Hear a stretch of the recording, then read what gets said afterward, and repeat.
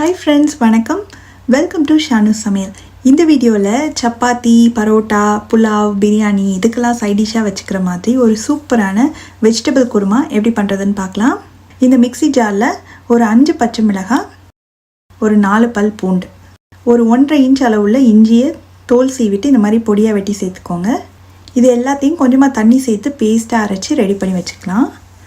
அடுத்து ஒரு பேனை சூடு பண்ணி அதில் ஒரு 2 டேபிள் ஸ்பூன் அளவுக்கு எண்ணெய் சேர்த்துட்டு எண்ணெய் சூடானதும் அதில் ஒரு துண்டு பட்டை, கொஞ்சம் கல்பாசி, 3 கிராம்பு, 3 ஏலக்காய் இது எல்லாம் நல்லா அந்த எண்ணெயிலேயே பொரியணும். இது கூடவே கொஞ்சமாக கறிவேப்பிலையும் சேர்த்து வதக்கிடலாம். அடுத்ததாக ஒரு பெரிய வெங்காயத்தை மிக்சியில் நல்லா பேஸ்ட்டாக அரைச்சிருக்கேன். அதையும் சேர்த்து இந்த வெங்காயத்தோட பச்சை வாசனை போகிற அளவுக்கு நல்லா வதக்கிடணும். இப்போ பார்த்திங்கன்னா வெங்காயம் நல்ல ஒரு வாசனை வருது. அந்த பச்சை வாசனையெல்லாம் போய் அதோட கலரும் லேசாக மாறி நல்லா வதங்கிடுச்சு. இந்த ஸ்டேஜில் நம்ம அரைச்சிடும் இல்லையா பச்சை மிளகாய், இஞ்சி, பூண்டு அந்த பேஸ்ட்டையும் சேர்த்து அதோட பச்சை வாசனையும் போகிற அளவுக்கு நல்லா வதக்கிடணும். அடுத்ததாக கொஞ்சமாக நறுக்குன புதினா இலை சேர்த்துக்கோங்க. ஜஸ்ட்டு ஒரு 4-5 இலை சேர்த்தா போதும், நிறைய சேர்த்துறாதீங்க.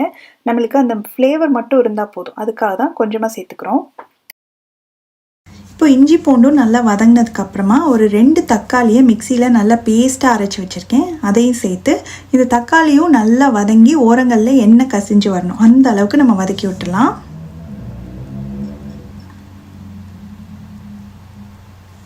அடுத்ததாக காய்கறிகள்லாம் சேர்த்துடலாம்.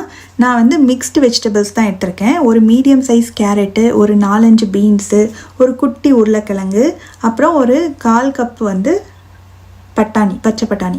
இது ஃப்ரோசன் பட்டாணி தான். நீங்கள் காஞ்ச பட்டாணி சேர்க்குறீங்க அப்படின்னா அது முன்னாடியே வேக வச்சு சேர்த்துக்கணும், ஊற வச்சு வேக வச்சு சேர்த்துக்கணும். இப்போ இது எல்லாத்தையும் சேர்த்துட்டு கொஞ்சமாக மஞ்சத்தூள் சேர்த்து இந்த மசாலாலேயே நல்லா வதக்கிடலாம்.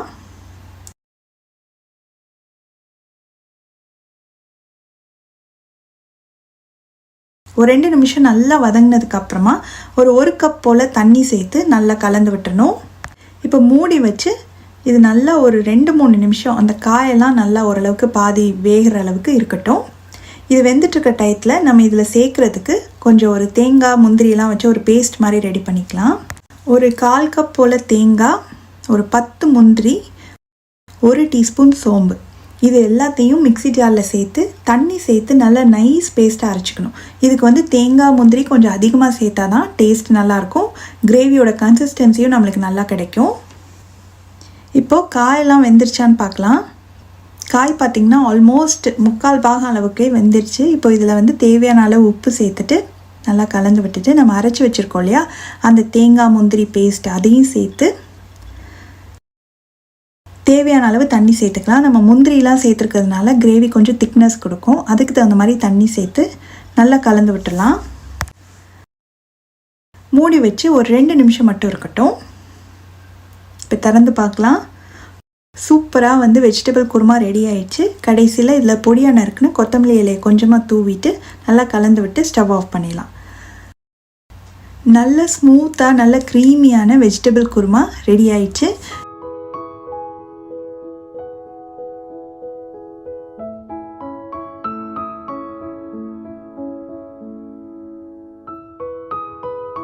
நம்ம ஒரு வெஜிடபிள் குருமா எப்படி பண்ணுறதுன்னு பார்க்க போகிறோம். ஃபஸ்ட்டு அந்த ஒரு மசாலா ரெடி பண்ணணும். அதுக்கு மிக்ஸி ஜாரில் 3 பச்சை மிளகாவோட காரம் மட்டும்தான் இந்த குருமாக்கு, அதனால நீங்கள் எவ்வளோ காரம் வேணுமோ அதுக்கு தகுந்த மாதிரி நீங்கள் சேர்த்துக்கோங்க. அப்புறம் ஒரு 4 பல் பூண்டு, எவ்வளோ பூண்டு எடுத்துருக்கீங்களோ அதே அளவு இஞ்சி, 1 டீஸ்பூன் அளவுக்கு கொத்தமல்லி தூள், ஒரு கையளவோட கொஞ்சம் கம்மியாக ஒரு 1/4 கப் அளவுக்கு கொத்தமல்லி இலை, எவ்வளோ கொத்தமல்லி எடுத்துருக்கோமோ அதை விட கொஞ்சம் அதிகமாக ஒரு கைப்பிடி அளவுக்கு புதினா இலை. இது எல்லாத்தையும் கொஞ்சமாக தண்ணி சேர்த்து நல்ல ஸ்மூத்தாக அரைச்சி எடுத்துகிட்டு வச்சுக்கலாம் ரெடியாக.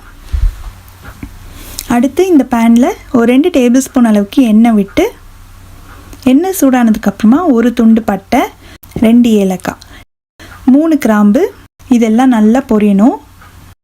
இது கூட ஒரு பெரிய வெங்காயத்தை பொடியாக வெட்டி சேர்த்துக்கலாம்.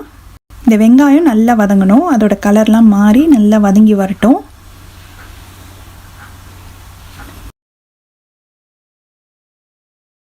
இந்த இந்த அளவுக்கு வதங்கினதுக்கு அப்புறமா நம்ம காயெல்லாம் சேர்க்கணும். நான் வந்து ஒரு கேரட், ஒரு உருளைக்கிழங்கு, அதுக்கப்புறம் ஒரு 1/4 கப்புக்கு கொஞ்சம் அதிகமாக பச்சை பட்டாணி, நான் ஃப்ரோசன் பட்டாணி தான் எடுத்திருக்கேன். இப்போ இதை சேர்த்துக்கலாம். இதுக்கு பதிலாக வந்து நீங்கள் பீன்ஸு, அப்புறம் காலிஃப்ளவர் இதெல்லாமும் சேர்க்குறதுக்கு நல்லாயிருக்கும். இப்போ இந்த காயெல்லாம் சேர்த்து இதை ஒரு 2லேருந்து 3 நிமிஷம் நல்லா வதக்கி விட்டுலாம்.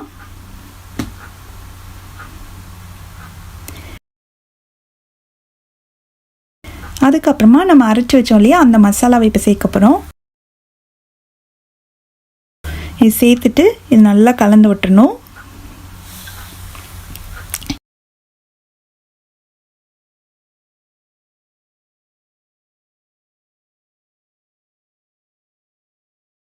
இது கூடவே ஒரு 1/4 டீஸ்பூன் மஞ்சள் தூள், இந்த குருமாக்கு தேவையான அளவு உப்பு சேர்த்துட்டு நல்லா கலந்து விட்டு நம்ம சேர்த்து அந்த மசாலாவோட பச்சை வாசனை போய் எண்ணெய் பிரிஞ்சு வரணும், அந்த அளவுக்கு இதை நல்லா வதக்கிக்கணும்.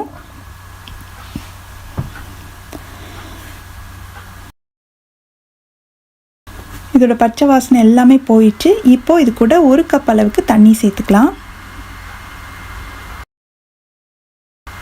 நல்லா கலந்து விட்டுட்டு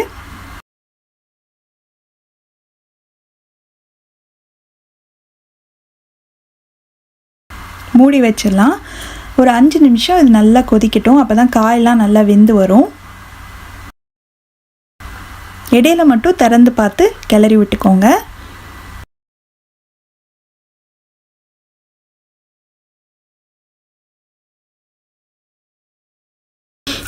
இப்போது நம்ம இந்த காய் வெந்துட்டுருக்க நேரத்தில் ஒரு தேங்காய் விழுது அரைக்கணும். அதுக்கு இந்த மிக்ஸி ஜாரில் 1/2 கப் அளவுக்கு பொடியாக நறுக்குன்னு தேங்காய் துண்டு, 1/2 டீஸ்பூன் சோம்பு, 1 டீஸ்பூன் கசகசா, இது எல்லாத்தையும் தண்ணி சேர்த்து நல்லா ஸ்மூத்தாக அரைச்சி எடுத்துகிட்டு வந்து வச்சிடலாம். இப்போ ஒரு 5 நிமிஷத்துக்கு மேலேயே ஆயிடுச்சு. காய் எல்லாமே ஆல்மோஸ்ட் வெந்துருச்சு. இப்போ நம்ம அரைச்சி வச்சிருக்க அந்த தேங்காய் விழுதை சேர்த்துட்டு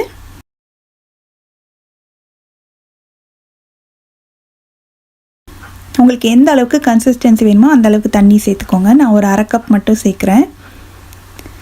நல்லா கலந்து விட்டு ஒரு 2 நிமிஷம் இது நல்லா கொதிக்கணும். ரொம்ப நேரம் கொதிக்கணும்னு அவசியம் இல்லை. 2லேருந்து 3 நிமிஷத்துக்குள்ளேயே வந்து நம்ம ஸ்டவ் ஆஃப் பண்ணிட்டோம்னா கரெக்டாக இருக்கும்.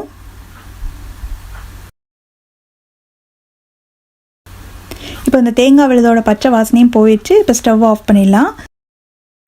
இந்த குருமா ஆஃப் பண்ணிவிட்டு கொஞ்சம் நேரம் ஆற வச்சதுக்கு அப்புறமா இதில் கொஞ்சம் ஒரு பாதி எலுமிச்சம்பழத்தோட சாறு கொஞ்சமாக சேர்த்துக்கலாம். சேர்த்து நல்லா கலந்து விட்டலாம். ஏன்னா நம்ம இதில் தக்காளி எதுவும் சேர்க்கல இல்லையா, அதனால கொஞ்சம் புளிப்பு சுவைக்காக கொஞ்சம் லெமன் ஜூஸ் சேர்த்தோம்னா நல்லாயிருக்கும். அவ்வளோதான், ரொம்ப ரொம்ப சுவையான, ரொம்ப வாசனையான வெஜிடபிள் க்ரீன் குருமா ரெடி ஆயிடுச்சு.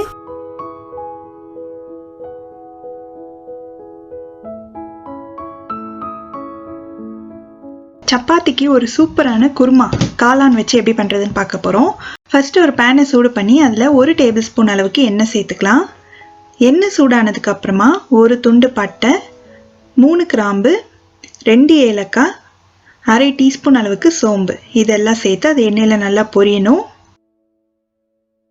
அதுக்கப்புறமா 2 பெரிய பூண்டை வந்து நீள நீளமாக ஸ்லைஸ் பண்ணி சேர்த்துக்கணும். அதுக்கப்புறம் 1 இன்ச் அளவு இஞ்சி துண்டை தோல் சீவிட்டு இந்த மாதிரி சின்ன சின்ன துண்டுகளாக வெட்டி சேர்த்துக்கலாம். இது கூட ஒரு 4 பச்சை மிளகாயை 2ஆக கட் பண்ணி சேர்த்துக்கலாம். இதையும் கொஞ்சம் நேரம் வதக்கி விட்டுறணும்.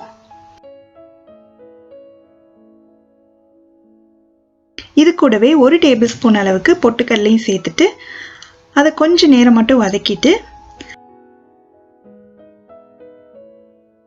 1/2 கப் அளவு தேங்காய் துண்டுகள் எடுத்துருக்கிறேன். நீங்கள் எடுத்துருக்கிற தேங்காயில் அந்த ப்ரௌன் பகுதியை எடுத்துட்டு அதுக்கப்புறம் நீங்கள் கட் பண்ணி சேர்த்திங்கன்னா குருமாவோட கலர் வந்து நல்லா ஒயிட்டாகவே இருக்கும். முடிஞ்சால் அந்த மாதிரி பண்ணுங்கள். அப்படி இல்லாட்டி நீங்கள் அப்படியே கூட கட் பண்ணி சேர்த்துக்கலாம்.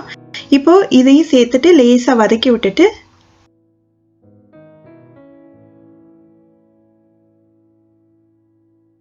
ஸ்டவ் ஆஃப் பண்ணிடலாம். இது நல்லா ஆறுனதுக்கு அப்புறமா நல்ல ஃபைன் பேஸ்ட்டாக அரைச்சி எடுத்துக்கலாம். அடுத்து பேனை சூடு பண்ணி அதில் 1 டேபிள் ஸ்பூன் அளவுக்கு எண்ணெய் சேர்த்துக்கலாம். எண்ணெய் சூடானதுக்கு அப்புறமா 2 பிரியாணி இலை, அப்புறம் 1 பெரிய வெங்காயத்தை நல்லா பொடியாக வெட்டி சேர்த்துக்கணும். இந்த வெங்காயத்தை நல்லா வதக்கிடலாம்.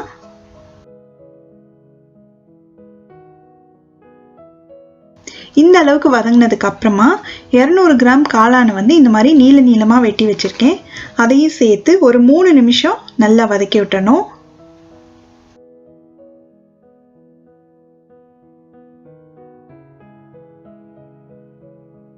காளான் ஓரளவுக்கு வதங்கிடுச்சு. இப்போ வந்து நம்ம ஃபர்ஸ்டே வறுத்து அரைச்சோம் இல்லையா, அந்த மசாலாவை இதில் சேர்த்துடணும். நல்லா கலந்து விட்டுலாம்.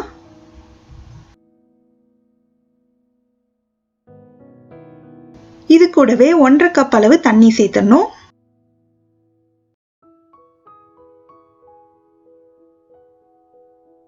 அப்புறம் இந்த குருமாக்கு தேவையான அளவு உப்பு. இப்போ இதை நல்லா கலந்து விட்டுலாம். இதை ஒரு 5லேருந்து 7 நிமிஷம் கொதிக்க வைக்கலாம்.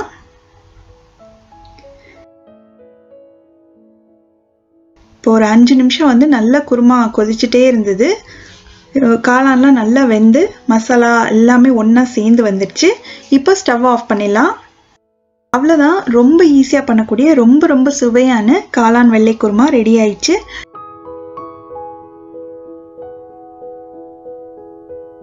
ரொம்ப ரொம்ப சுவையான ரொம்ப வாசனையான தக்காளி குருமா எப்படி பண்ணுறதுன்னு பார்க்க போகிறோம். இந்த குருமாக்கு ஃபஸ்ட்டு ஒரு மசாலா அரைச்சிக்கலாம். அதுக்கு ஒரு மிக்ஸி ஜாரில் 3 பச்சை மிளகாய். இந்த குருமாக்கு பச்சை மிளகாயோட காரம் மட்டும்தான், அதனால உங்களோட காரத்துக்கு தகுந்த மாதிரி நீங்கள் அளவு வந்து அதிகமாகவோ கம்மியாகவோ சேர்த்துக்கலாம். நான் வந்து ரொம்ப காரமாக இருக்கிறதுனால நான் 3 மிளகாய் மட்டும்தான் சேர்த்துக்கிறேன். உங்களோட பச்சை மிளகாய் காரம் கம்மியாக இருந்ததுன்னா நீங்கள் 5 அல்லது 6 கூட சேர்த்துக்கலாம். இது கூட 2 பெரிய பல் பூண்டு, 1 இன்ச் அளவுள்ள இஞ்சியை வந்து தோல் சீவிட்டு சின்ன சின்ன துண்டுகளாக வெட்டி வச்சுருக்கேன், அதையும் சேர்த்துடலாம். அதுக்கப்புறம் ஒரு 1/2 டீஸ்பூன் சோம்பு, 1 டீஸ்பூன் கொத்தமல்லி விதை. கொத்தமல்லி விதைக்கு பதிலாக வந்து நீங்கள் 1 டீஸ்பூன் அளவுக்கு கொத்தமல்லி தூள் வேணும்னாலும் சேர்த்துட்டு இதை கொஞ்சமாக தண்ணி சேர்த்து நல்லா நைஸாக அரைச்சி எடுத்துகிட்டு வந்துடலாம். அடுத்து ஒரு பேனை சூடு பண்ணி அதில் 2 டேபிள் ஸ்பூன் எண்ணெய் சேர்த்துக்கலாம். எண்ணெய் சூடானதுக்கு அப்புறமா ஒரு சின்ன துண்டு பட்டை, 2 கிராம்பு, 2 ஏலக்காய், இதெல்லாம் அந்த எண்ணெயில் கொஞ்சம் பொரிஞ்சதுக்கப்புறம் ஒரு பெரிய சைஸ் வெங்காயத்தை நல்லா பொடியாக வெட்டி சேர்த்துக்கோங்க. சின்ன சைஸ் வெங்காயமாக இருந்தால் 2 எடுத்துக்கோங்க. இந்த வெங்காயம் நல்லா வதங்கணும்.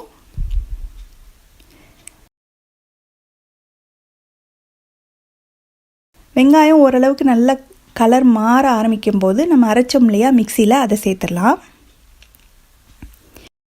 இப்போது இந்த மசாலாவோட பச்சை வாசனை போகிற வரைக்கும் நல்லா வதக்கி விட்டுருக்கோங்க.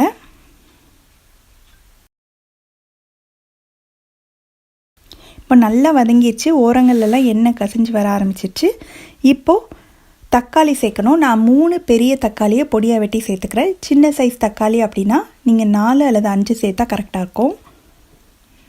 தக்காளி சேர்த்த உடனே கொஞ்சமாக ஒரு 1/4 டீஸ்பூன் அளவுக்கு மஞ்சள் தூள், இந்த குருமாக்கு தேவையான அளவு உப்பு, இதெல்லாம் சேர்த்து இந்த தக்காளியெல்லாம் நல்லா மசிஞ்சு அதோட பச்சை வாசனை போகிற வரைக்கும் இது நல்லா வதக்கி விட்டணும்.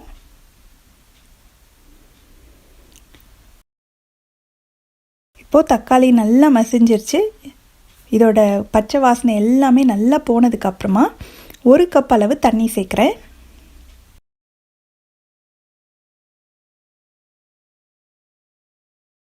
நல்லா கலந்து விட்டு இது கொதி வர ஆரம்பிக்கட்டும்.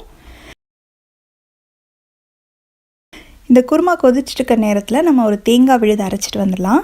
மிக்ஸி ஜாரில் ஒரு 6 போல் முந்திரி பருப்பும், 1/2 கப் அளவுக்கு இந்த மாதிரி சின்ன சின்ன துண்டுகளாக வெட்டின தேங்காவையும் சேர்த்துட்டு கொஞ்சமாக தண்ணி சேர்த்து நல்லா ஸ்மூத்தாக அரைச்சி எடுத்துகிட்டு வந்துடலாம். இப்போ குருமாவும் நல்லா கொதிச்சிட்ருக்கு ஒரு 2-3 நிமிஷமாக. இதில் வந்து நம்ம அரைச்ச தேங்காய் விழுதை சேர்த்துட்டு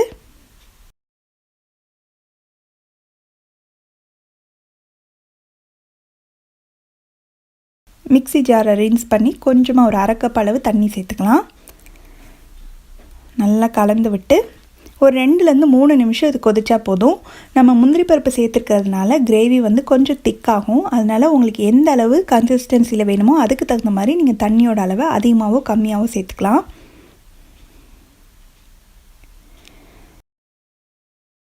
இப்போது 2 நிமிஷம் பக்கம் ஆயிடுச்சு. இப்போ கடைசியில் வந்து கொஞ்சமாக பொடியாக நறுக்குன்னு கொத்தமல்லி இலையை தூவிட்டு நல்லா கலந்து விட்டுட்டு ஸ்டவ் ஆஃப் பண்ணிடலாம். அவ்வளோதான், ரொம்ப ரொம்ப வாசனையான ரொம்ப ரொம்ப சுவையான தக்காளி குருமா ரெடி ஆயிடுச்சு. நீங்களும் இந்த ரெசிபியை கண்டிப்பாக வீட்டில் ட்ரை பண்ணி பார்த்துட்டு எப்படி வந்ததுன்ற கமெண்ட்ஸை மறக்காமல் ஷேர் பண்ணுங்கள். இதே மாதிரி நிறைய வீடியோஸ் பார்க்கணுன்னா இந்த சேனலுக்கு சப்ஸ்கிரைப் பண்ணி வச்சுக்கோங்க. தேங்க்ஸ் ஃபார் வாட்சிங்.